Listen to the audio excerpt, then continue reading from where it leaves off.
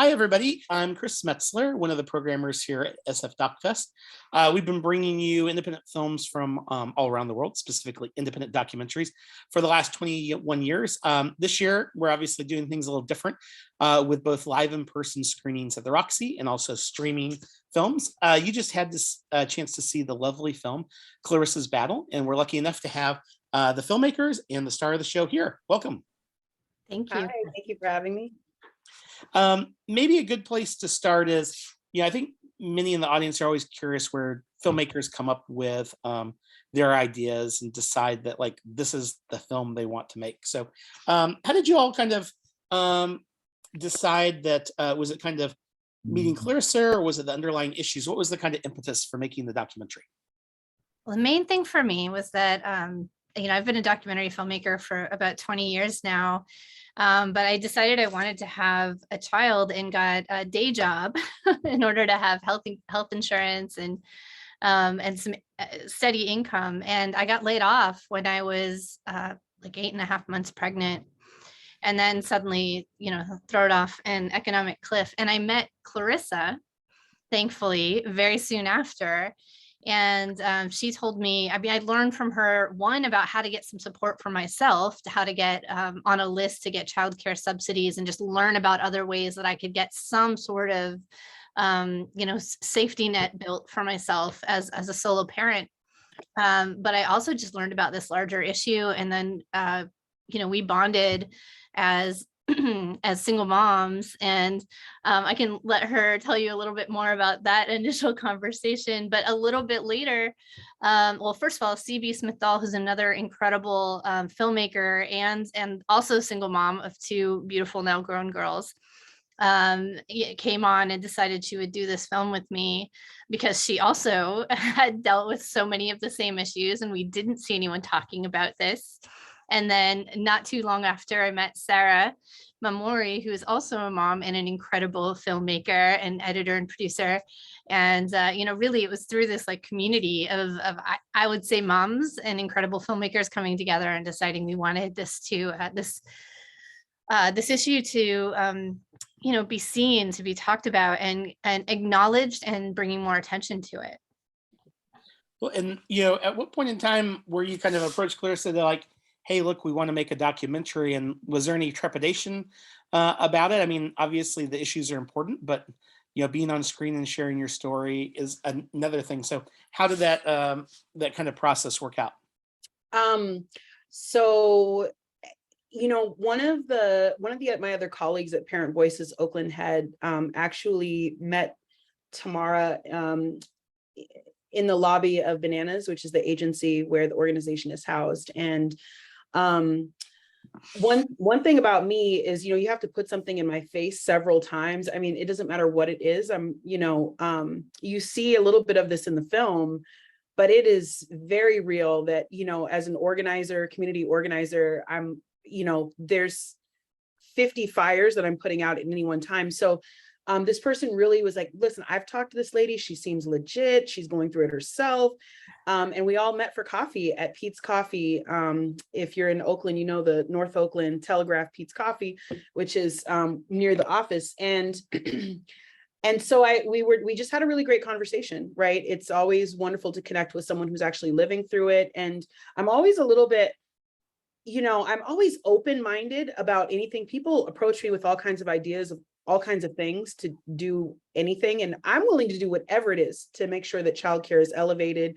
I mean, I will entertain. You would not believe the things I'm willing to entertain. I really, very, very interesting things are put in front of my face. And again, you have to like really wave red and gold and green in front of me. And so, I actually thought the film was going to be made about the waiting list. And, Sarah can talk more about that actually, because there were decisions that were made. I didn't know that the film was going to be made about me. Never in a million years. So when I said, yeah, sure. And that, it was kind of an organic process and decision. But when we met, I just thought, oh, we're going to do this like really cool 15-minute thing about the waiting list because nobody really understands childcare. And so I was open and had no idea that I would be, what would unfold. So. And then as you kind of what was the kind of initial idea that you all had for the film? I mean, in the sense that like, what made you decide that Clarissa was kind of, that you kind of wanted to base the story around? Do you want to go ahead and talk Sure. about that, Sarah? I Yeah. can do this. Yeah, when Tamar approached me, the film was definitely kind of this broader topic. It was about the waiting list. There were, in addition to Clarissa, who, as you've seen, is definitely an expert, we also had additional experts to kind of round out the story, as well as several other stories that we were going to try to tell. And as we were working on it, it just kept kind of moving because Clarissa was doing so much. The story, the breadth of the story was so large that if we were going to tell it with all these different directions, it was getting confusing and it was diluting the issue. And so we really decided to step back and figure out, first of all, Clarissa was able to tell us all the things that we needed to through her story, both her personal story, but also specifically the work she was doing. And we became really interested in this idea of what does it take to make change? What does it take to build a movement? And this sort of like blueprint of a possible pathway to make change from starting from a grassroots level. And in addition to that, Clarissa was just giving us so much. I mean, in addition to spend all the time that we spent with her, she was continuously recording these diary cams that were sort of updating us on what was happening with the movement. And little by little, the film just kept kind of getting more and more focused in on Clarissa. And we decided that, you know, we had a fully compelling story that we could tell from this one perspective, and that it wouldn't diminish the importance of the story. It was actually able to get us to focus in and really look at not just what the issues are, but also this trajectory to how do you build a movement. And, you know, I guess with that in mind, Clarissa, like, do you see like, not an endpoint, but is there kind of like, what do you think your kind of fixed goal is, in the sense that, like, you know, to just kind of, what would be the next thing on the ladder in regards to, like, if we could kind of accomplish this in society, or, you know, within California, what would be the kind of next step that we should all kind of be working towards, do you think? It's kind of a moving target. I mean, one thing that I've learned, and I think hopefully the audience has been able to come with me on that journey, is it's very hard to predict what's even possible, right? So I thought that I could retire and I would be done with this work completely as soon as we won a ballot initiative. For me, that was like, it's so weird to say that, but I spent 10 years being like, we have got to get rid of the waiting list, guys, everybody, or people, humans. If we got rid of this wait, because it was not just, this list of families who needed childcare was non-functional and incredibly racist, and right, it was a tool to keep people invisible. And so for me, it represented, in my head, it represented so much. And that if we could just break that apart and open it up for people, that was like, I'm done. Like, someone else can take over. I've done my job. Childcare is, you know, is going to be, has a future as a system that really supports people. But I think, you know, we couldn't predict the pandemic, and that happened. We couldn't predict some of the challenges to the initiative. And then also we couldn't predict the conversation that the pandemic would open up in terms of this broader need to really strengthen supports to caregiving people, to folks who are providing care, and really honor the labor and the hard work that caregivers, you know, the role that they play in our society. So I think that the thing that we should be looking at is uplifting what's considered feminized labor, uplifting the care of people that can't be productive in terms of a capitalist society, that we're still centering and valuing the lives and making sure that the lives of those who aren't in the workforce, you know, and that includes young children, that includes elders, that includes, you know, all the people that I name in the film, that their lives are really seen as critical, and the people who provide care for them are compensated, and that everyone's humanity is respected. And I think that's kind of very broad. There's specific policies and ways that we can do that, but at the end of the day, I think it's still kind of a heavy lift as a society in this moment for us to turn our attention towards, you know, focusing on care and caregiving. Yeah. Well, thank you for the work you do. You know, over the course of making the film, were there any kind of surprises that you guys had? I mean, outside of the pandemic, and also how did the pandemic shift, how you were making the film or the type of film you were making? Well, I mean, the pandemic definitely shifted the film, just as, Clarissa was talking about. I mean, when we had sort of an end to the film earlier on, but it was the end with losing the initial ballot initiative, and then had this, all this footage and, finally a win. But that win happened within a week, within 7 days of the pandemic. And, it didn't even get certified or finalized. So we couldn't, in addition to the fact that like we couldn't actually use what we had to end the film, everything changed. Suddenly everybody understood why we needed childcare. Suddenly it didn't matter if you had the funding or not. You understood what it meant to try to sustain yourself, to to take care of your family if you had no access to care. So it changed everything. And we also knew we didn't want to have a lot of Zoom anything in the film. So this was a time when we were actually looking at how else can we use the diary cams. And then I'd love Sarah to say something about how we used animation, but like we just were looking at how we could structure the film so that we can include this really important part of the conversation in the film, without re-traumatizing anyone. And also CB did some really creative filming in the early days of the pandemic through the doorway to Clarissa's kitchen, through the window, through the doorway, as far away as possible to remain safe. So I thought that was definitely one of the challenges. In terms of, okay, go ahead. Oh, no, I was just going to say, even the yoga, there's a yoga scene and we're like outside filming in. I mean, I was determined we were going to get a little bit, but we were really working together to make sure that we had pandemic protocols in place, that Clarissa felt safe, and CB and, myself, we all have kids. So it was really interesting trying to figure out how to do that and how to do it safely. And so that everybody felt really cared for and safe. Sorry, go ahead, Sarah. Oh, I was going to talk about the animation. Yeah, please. Yes. So Sarah, in addition to producing the film, you also edited the film. Is that right? Yeah. In fact, I came on as an editor primarily, and then also joined as a producer, which is usually my pathway. Oh, nice. Well, can you tell us a bit how you kind of focused in on the story, and then how animation kind of began to play a role?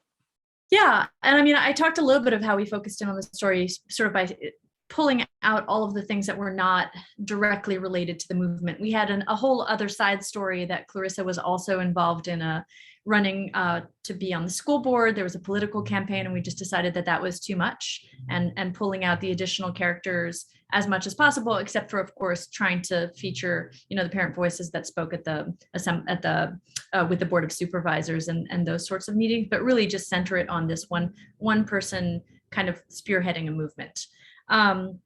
The animation was something that came along later down the road in our edit, because we were telling the story, really had already decided that we were focusing on Clarissa's trajectory, but then we kept running into this problem because, we do get to see Xavier for some moments, but he's really the only child we get to spend time with in the film. And at that, he's not, at the youngest end of the spectrum. We get to see him become a young man.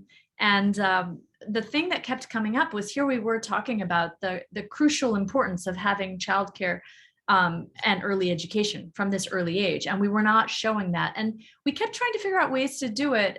We had talked about filming in, Head Start programs and things like that. But our biggest concern was sort of going along the lines of what Clarissa herself mentions in the film, which is that we did not want this to be a showcase of trauma or a showcase of poverty or of suffering. We really wanted to be able to respect people and their privacy, but at the same time, how do you illustrate, it's always lovely to get to see children involved in creativity. And so we kept playing around with some different ways to tell that story. And we had filmed tried to film sort of more abstracted shots where it was kids running in a playground, but even that wasn't really landing and wasn't hitting home. And so that's when we started working with Abby on developing the animation, our animator, and trying to find images that could be representative and illustrative without and evocative without, really looking at the actual children and people that we were talking about and being able to respect privacy. Yeah, I think it accomplishes in a nice way, and excited how it came together. As we wrap up, I guess the two different questions. One is, Clarissa, what keeps on motivating you? How you keep on giving your all, and it's amazing the kind of tremendous force and change that it makes. But like each day, how do you kind of keep that energy? And then also for those of us that want to make a difference in the world, what can we do? I think definitely working directly with community keeps you motivated. I've said, I've been running on pure rage for like 10 years. I mean, just anger. And, at the deep systemic injustice and the just inhumanity of some of the systems that are supposed to protect our most vulnerable, populations. But the relationships I've built long-term with community and with parents and with other folks who've been through what I've been through, and that keeps me motivated. And I just really, really love working with people. I mean, all these other things that I get to do, okay, that's cool. But there's just nothing like being in a meeting with, it's whether it's 5 parents or 30 parents and caregivers, grandparents. I've been at people's births. I've been at many birthday parties. I've actually, built a family, and I think that can be a model, right, for how we deal with each other at a societal level. And then I think what people can do, our federal government has legislation in Build Back Better and proposals around childcare. And I think into your earlier question around, what should be sort of a North Star for us, is looking at a nationalized childcare system that is an entitlement and is not, it's just a right, like an education. I mean, we have to keep fighting for public education, but it is known as something that's public. And so having a nationalized option that's not actually in the for-profit market that parents just get, and it doesn't continue to set up these divisions around class or economics, I think that's ultimately where we would like to get to. I'd love to see that in my lifetime. So Amen. Yes. And so, I always kind of try to remind our audiences here at SF DocFest is that, like, basically we're lucky enough that filmmakers allow us to screen their films early on in the process. But the bargain is that we're supposed to be the grassroots street team for the films that we fall in love with during the film festival. So for those of us in the audience that are inspired by Clarissa's story and the story that you've told in the film, what ways can we continue to follow the film and Clarissa's efforts and also kind of spread the word? Absolutely. Come to clarissasbattle.com. Follow us at Clarissa's Battle Film.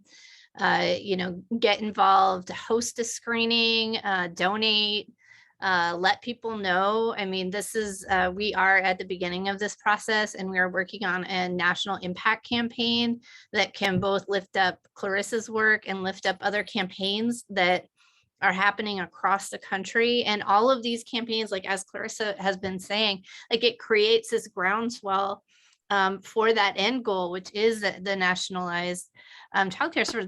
But for now, there's a lot that's happening there. You saw the campaign that was won here that Clarissa and Parent Voices Oakland led here. That has become a blueprint for other campaigns. And I can't remember the number, but I know there's at least a handful of others that have won, 5 that have won since her win. And so that is the more attention we can bring to this, the more we can get it into communities, the better. So clarissasbattle.com and at Clarissa's Battle Film.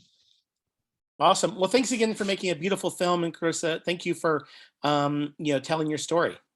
thank you. Thank you, Chris.